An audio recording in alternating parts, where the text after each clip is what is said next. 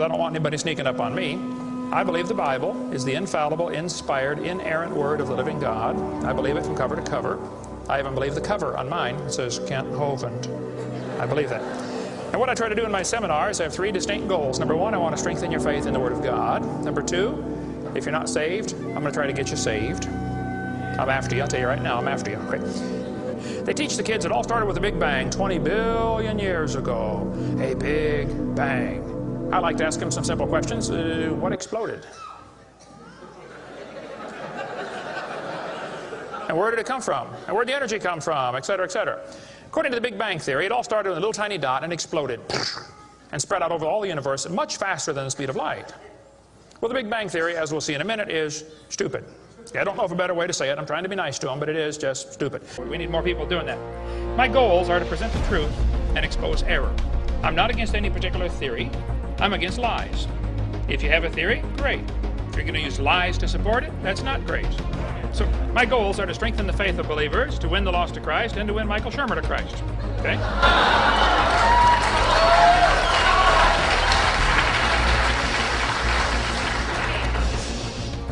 He is not the enemy. He does work for him, but he is not the enemy. Okay. All right. Let's define. So our position is the Bible is true, evolution theory is seriously wrong, and one of the dumbest and most dangerous religions in the history of the world. That's our totally unbiased opinion on the subject. So my position is that the evolution theory, which teaches clearly 20 billion years ago Big Bang, then it says millions of years of torrential rains created the oceans as the earth cooled down, cooled down into a rocky crust, and then oceans formed over millions of years. This textbook says, swirling in the waters of the oceans is a bubbling broth of complex chemicals. Progress from a complex chemical soup to a living organism is very slow. Sure is. It don't even happen. That's how slow it is. This guy said the first self-replicating systems must have emerged in this organic soup. So according to the evolution theory, 20 billion years ago Big Bang, 4.6 billion years ago the earth cooled down. It rained on the rocks for millions of years and turned them into soup, and the soup came alive 3 billion years ago. So great-great-great-great-great-great-grandpa was soup. Professors? I want you to fill in the story of the rest of the beginning of the universe.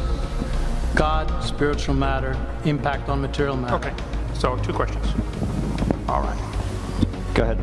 All right, your question, where did God come from, assumes that you're thinking of the wrong, obviously it displays that you're thinking of the wrong God, because the God of the Bible is not affected by time, space, or matter. If he's affected by time, space, or matter, he's not God.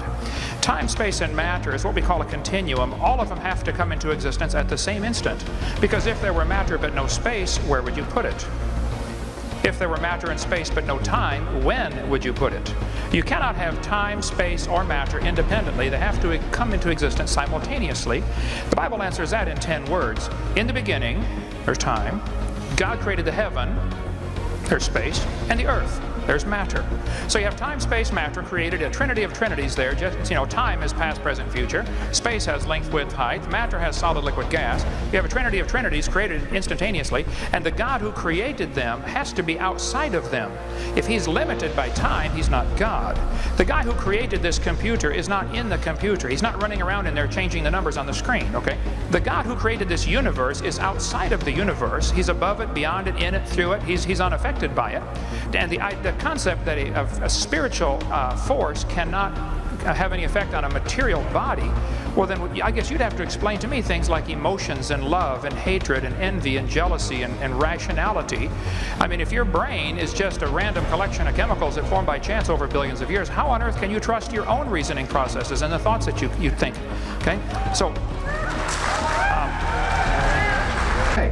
and we have the children, and exactly. So if we can plant the seeds of doubt in our children, religion will go away in a generation, or at least largely go away. And that's what I think we have an obligation to do.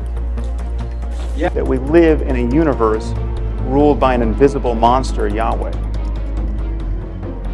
But it is psychopathic because this pointed out that creationism misuses the facts, all right? Bad science.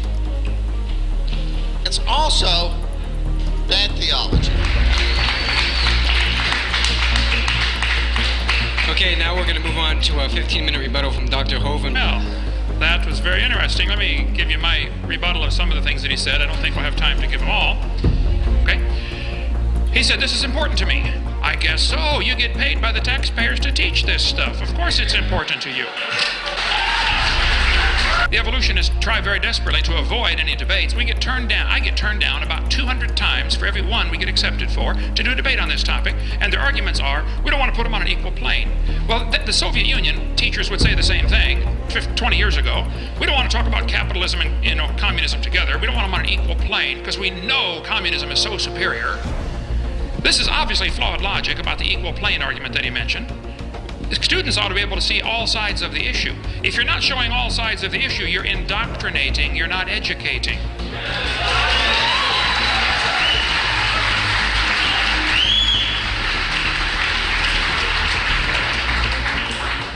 He said, facts are my true God. Well, I pointed out a bunch of things in the textbooks that are used as facts that are not true. I have yet to see any facts presented tonight that support the evolution theory.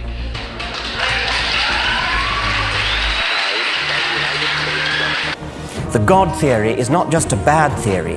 It turns out to be in principle incapable of doing the job required of it. So returning to tactics and the evolution lobby, I want to argue that rocking the boat may be just the right thing to do.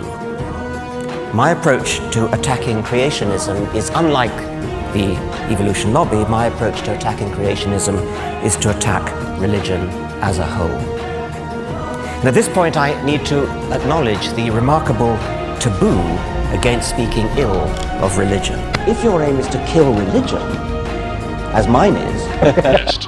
Richard Dawkins said, it's absolutely safe to say if you meet someone who claims not to believe in evolution, that person is ignorant, stupid, or insane, or wicked.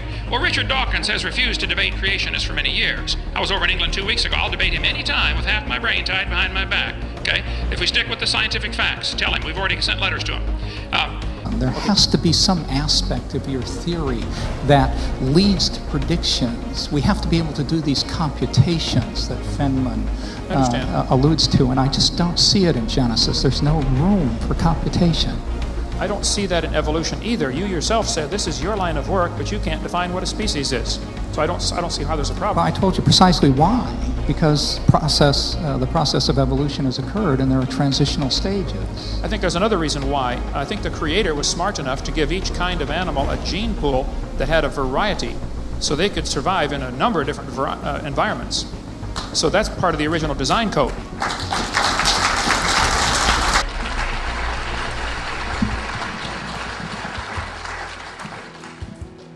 All right, well, I think what happens, though, is you get to get indoctrinated when you come to a university like this. You get to be told what to believe. You don't really get to think. Because if you wrote a paper, suppose a teacher stood up 10 years ago in the Soviet Union, where my daughter-in-law is from. The teacher gets up in class and says, hey, students, I don't believe in communism anymore. Capitalism is a much better system. What would happen? That teacher would be shoveling snow in Siberia if they survived. And if a teacher gets up in this university tomorrow or Monday and says, kids, I don't believe in evolution anymore. I think creation is true. They will go to academic Siberia. There have been hundreds of teachers fired, lost their jobs, lost their government grants precisely because they didn't bow down and kiss the feet of the sacred cow of evolution. Evolution's a religion, nothing more. There's no scientific evidence to back it up. If you think there is some, I really, really would like to see it. He mentioned that the Pope accepts evolution. That's because the Pope has never been to my seminar.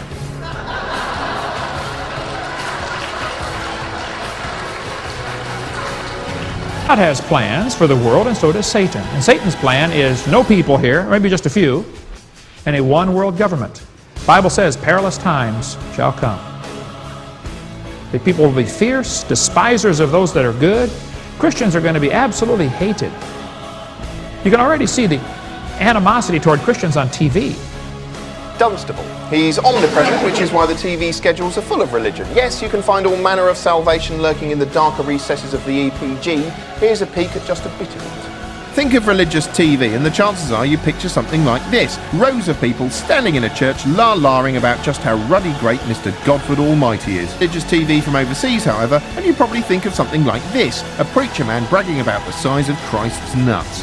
Anyway, not all religious TV is this pedestrian. No, some of it looks like this. As a boy, Josh Carpenter never truly understood There are all kinds of people involved in this plan toward a new world order. The United Nations, the World Council of Churches. If you go to a church that's a member of that, get out. Okay?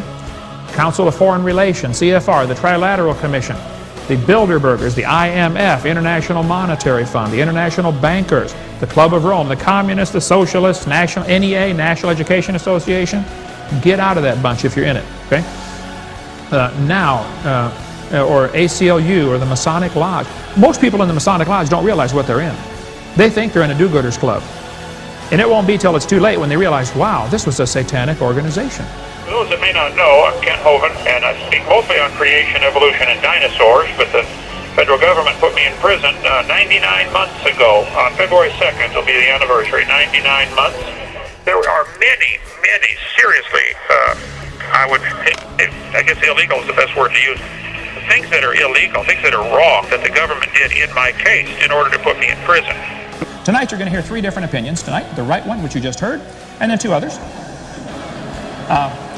God created this world in 6 literal days. He made it with the animals with a variety to produce an incredible variety of offspring. Then he destroyed this world with a flood.